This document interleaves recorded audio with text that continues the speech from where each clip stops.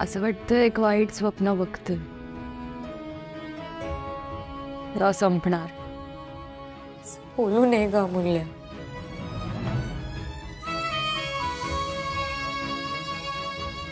अगं विचार सुद्धा केला नव्हता का मी कधी हे सगळं असं होऊन बसेल. अमूल्य हे बघ, तू थोडा वेळ दे अण्णांना. अण्णांचा राग होईल कमी. राग कमी झाला तरी मी त्यांचा विश्वासघात केलाय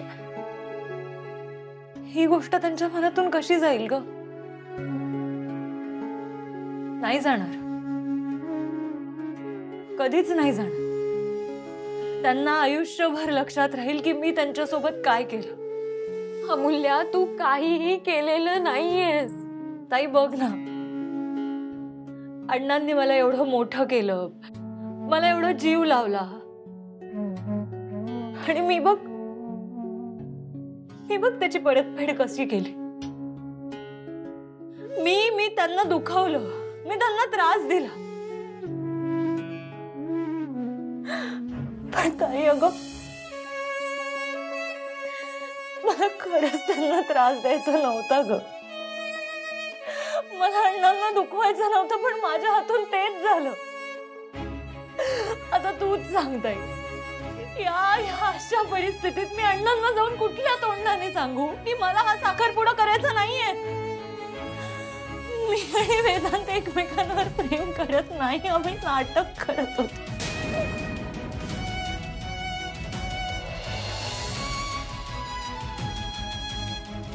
मला सुद्धा काहीच कळत नाहीये ग.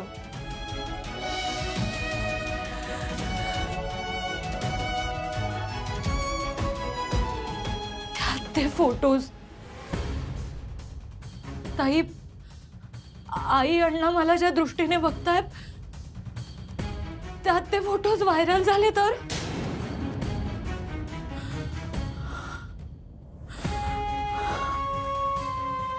मला माझाच तिरस्कार वाटायला लागला. कशी कमी एवढी बेजबाबदार वागू शकते? असं नको बोलूस अमूल्या. ताई मला खूप भीती वाटते. ताई आता मी अण्णांना जाऊन हे सांगितलं ना की मी आणि वेदांत हे सगळं नाटक करत होतो, तर मी अण्णांच्या नजरेतून उतरेन कायमची. नाही, तसं काहीही होणार नाहीये. असंच होणार आहे,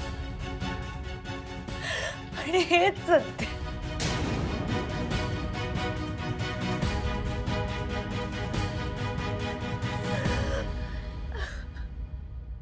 बापरे, हे सगळं काय होऊन बसलंय ग? आपण कसा सोडवायचा हा तिढा? मला काहीच कळत नाही. ह्यातून काहीच मार्ग दिसत नाही. वादळच वादळ दिसतायत.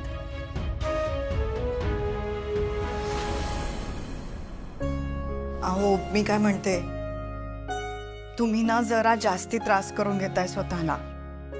असा विचार करून बघा ना की तसंही आता त्यांचं लग्न होणारच आहे. तर म्हणजे तुम्हाला काय म्हणायचं सुमा?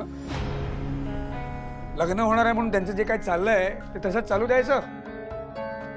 नाही, चालू द्यायचं असेल तर राहू दे चालू. मग लग्न तरी कशाला करायचंय? आजन्म असंच राहू दे, नाही का? नाही नाही, असं म्हणायचं नव्हतं मला. मला फक्त असं वाटतं की हे सगळं खूप ताणलं जातंय. अच्छा, म्हणजे मी गोष्टी ताणतोय असं म्हणायचंय तुम्हाला? नाही नाही, माझा खरंच खूप विश्वास आहे अमूल्यावर. मग माझाही विश्वास आहे तिच्यावर. नाही बघा सुम, मला माहिती आहे उद्या त्यांचा साखरपुडा होईल, लवकरच लग्न देखील होईल. आपण उद्या काही ना काही कारणामुळे काही गडबड झाली, गोंधळ झाला आणि लग्न नाही झालं, समाजात कोणाकोणाला सांगत फिरणार आहात तुम्ही? पर त्यात हे जे काय मोबाईलवरती फोटो आलेत तुम्हाला काय वाटतं आपल्या हितचिंतकांनी पाठवलेत?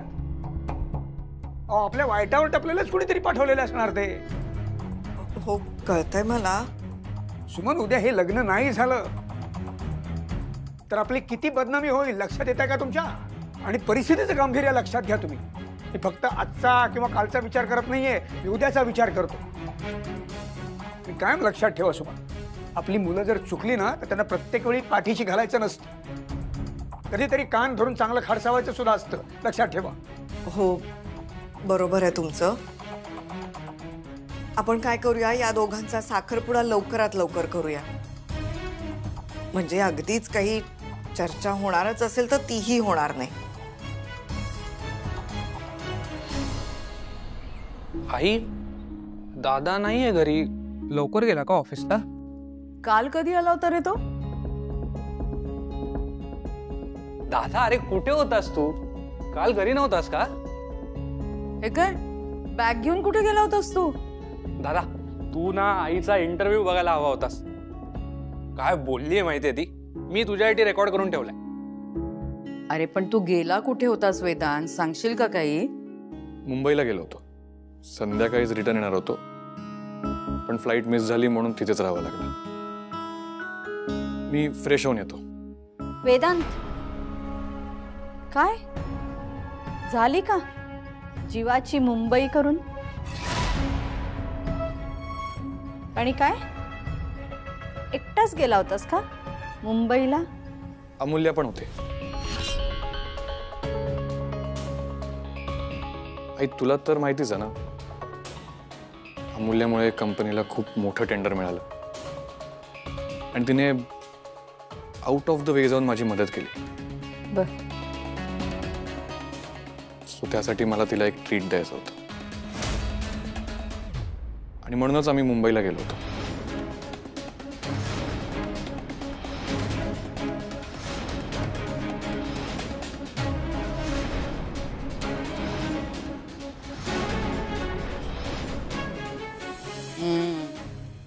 तुला असं नाही वाटत वेदांत की तुमच्या दोघांची गाडी जरा जास्तच वेगाने धावते?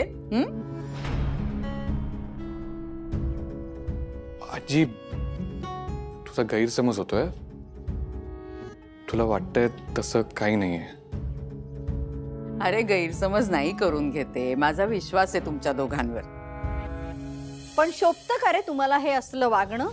आणि मला एक सांग, अण्णांना माहिती होतं का अमूल्य तुझ्या बरोबर आली आहे ते? ऍक्च्युली मला अमूल्यासाठी काहीतरी स्पेशल करायचं होतं आणि म्हणूनच मी तिला मुंबईला घेऊन गेलो होतो. पण तिथे आमच्या मागावर कोणीतरी होतं ज्यांनी आमचे मुंबईचे ते फोटोज काढले आणि आम्ही अण्णांकडे पोहोचण्याआधी ते फोटोज अण्णांकडे पोहोचले. आणि ऑब्विसली आई, तुझ्याकडे पण आलेच असतील ना ते फोटोज? प्रश्न तो नाहीच आहे वेदांत. मी विचारलं की नाही, नव्हतं माहित त्यांना. आणि मी गेलो होतो त्यांच्याकडे.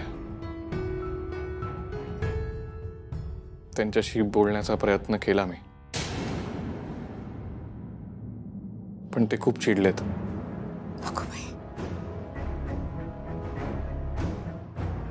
आणि मला नाही माहित आता पुढे काय होणार आहे. अरे देवा, म्हणतात ना नकटीच्या लग्नाला 1700 विघ्न, तसं झालंय हे. तूगच वाटेल ते बोलू नकोस ग. अगं आई, पण आपला मूळ प्रश्न बाजूलाच राहिला. अण्णा अमूल्यावर चिडले, याचाच अर्थ अण्णांना माहितीच नव्हतं की अमूल्या वेदांबरोबर मुंबईला गेली ते. काय बरोबर आहे ना? आणि शोभतं का रे हे असं मुलीच्या जातीला वागणं?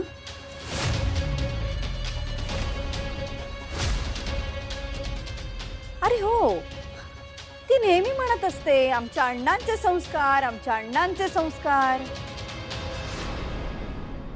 हेच का तिच्या अण्णांचे संस्कार? इतकी उथळ कशी आहे रे ही मुलगी? आई, हे बघ, मी पुन्हा एकदा सांगतोय, तुला वाटतंय तसं काही नाही झालंय.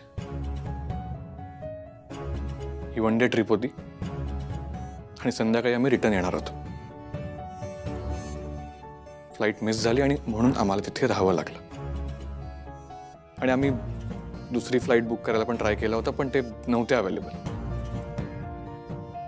हे बघ वेदांत, मला फक्त एवढंच म्हणायचंय की तुम्ही दोघांनी जबाबदारीने वागलं पाहिजे. अरे आता तुमच्या दोघांचं लग्न होणार आहे. मला असं वाटतं ना की जवळचा मुहूर्त बघून तुमचंही लग्न लावून देऊयात. काय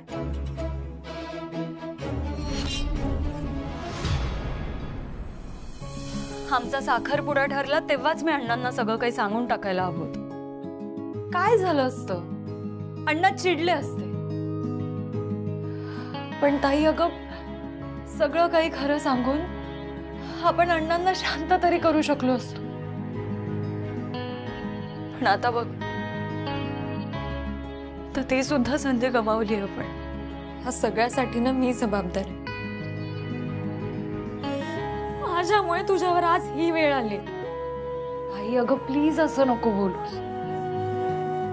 हे बघ, तुझं आणि विक्रांतचं भलं व्हावं म्हणूनच आम्ही हे सगळं केलं ना. अमूल्य, पण तू दाखवलेल्या चांगुलपणाची किती मोठी शिक्षा मिळाली आहे, तुला कळतंय का? जाऊ दे ना ग, माझ्या कर्माची फळं आहेत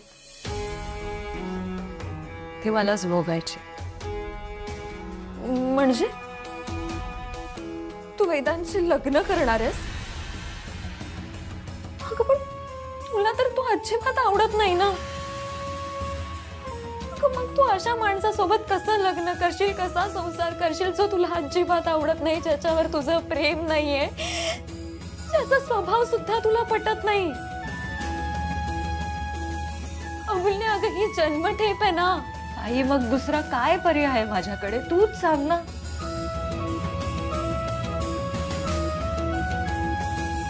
अमूल्य, मला असं वाटतं की आपण थोडा वेळ जाऊ देऊया, सगळं होईल व्यवस्थित. अजून किती वेळ थांबू मी? साखरपुडा होऊ दे, लग्न होऊ देऊ. नाही तसं नव्हतं म्हणायचं मला.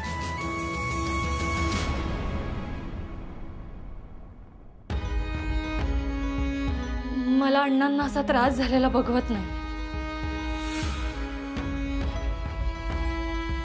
मी समजू शकते. ताई ताई आपल्याला अण्णांशी बोलायला हवं. अमूल्य अगं, काय बोलणार आहेस तू अण्णांशी? मला नाही माहिती आहे ताई, मनात येईल ते बोलेन, पण बोलायला हवं. अमूल्य अगं का? चला येतोय मी.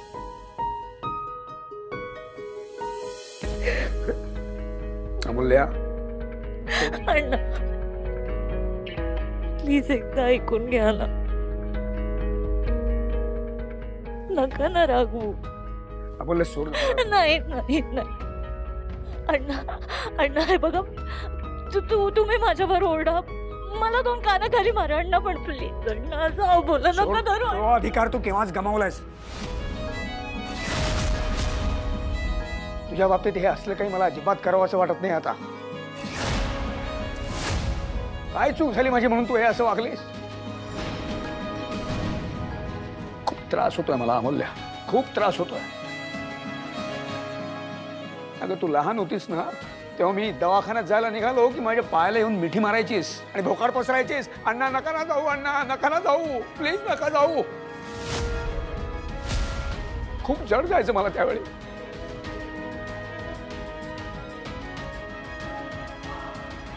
आता अण्णा ऐका ना अण्णा एकदा तरी.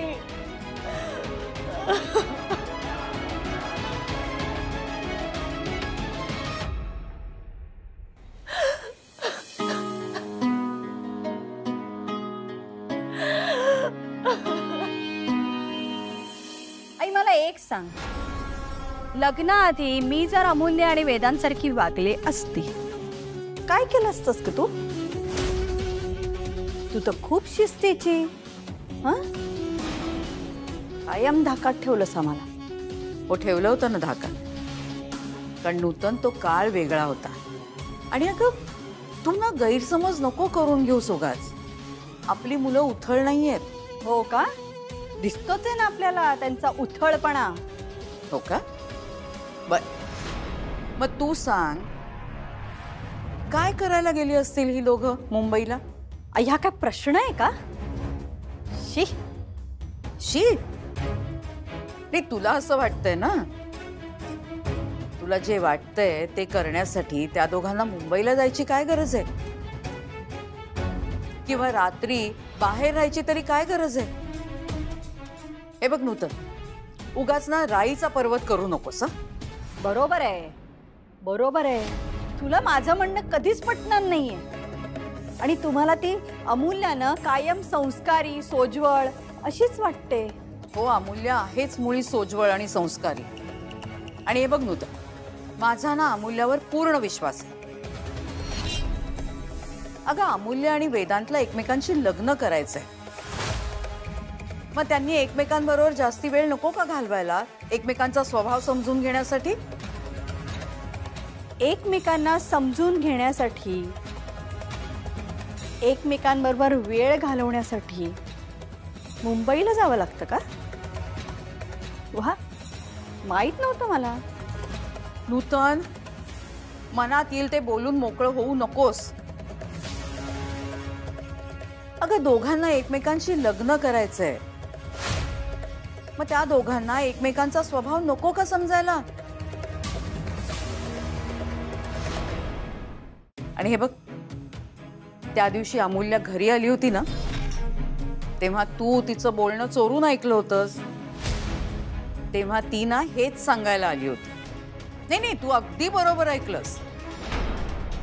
ती हेच सांगत होती की साखरपुडा पुढे ढकलूया, आम्हाला एकमेकांबरोबर वेळ घालवायचा आहे.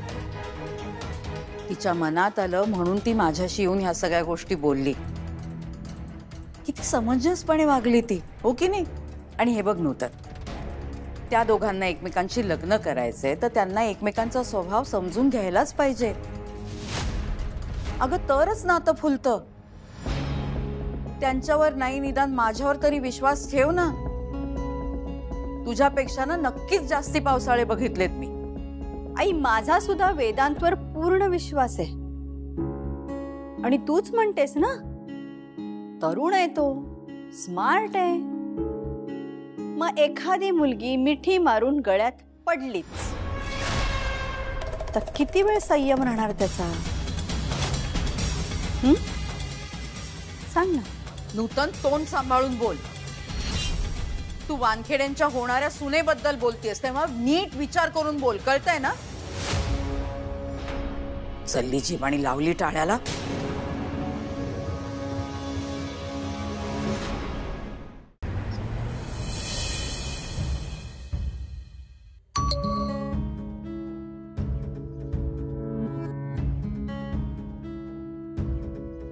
कोण आहे एवढं?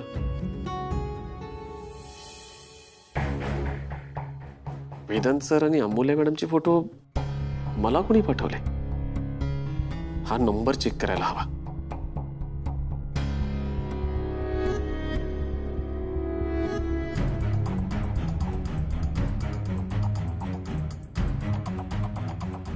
विजय सर, हा, वेदांत सर आलेत. ओके. काय करू?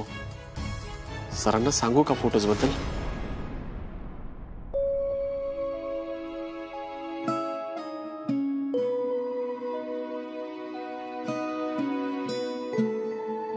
आई, अमूल्या, लग्न होणारच आहे ना? मग का? मी तुझ्या डोक्यावर हात ठेवून सांगते, मला खरंच माहिती नव्हतं ग की वेदांत मला मुंबईला घेऊन जाईल. मी त्याला नागपूर एअरपोर्टवर विचारलं सुद्धा. त्याने मला रिटर्नची तिकीट दाखवली. फोटो मध्ये वेगवेगळा ड्रेस दिसतोय. तुम्ही भलत सलत तर काही नाही आई, आई खरंच नाही ग. आई, तुला माहिती आहे ना, मी त्याची मुलगी नाहीये ग. पण वेदांत, आई अगं तो सुद्धा तसा नाहीये. आई त्याने हे सगळं मुद्दामून नाही केलं ग. मी खरंच सांगते आई, आमच्या मनात भलतं चलतं असं काहीच आलं नाही ग. खरं तुझी शपथ. माझा तुझ्यावर पूर्ण विश्वास आहे.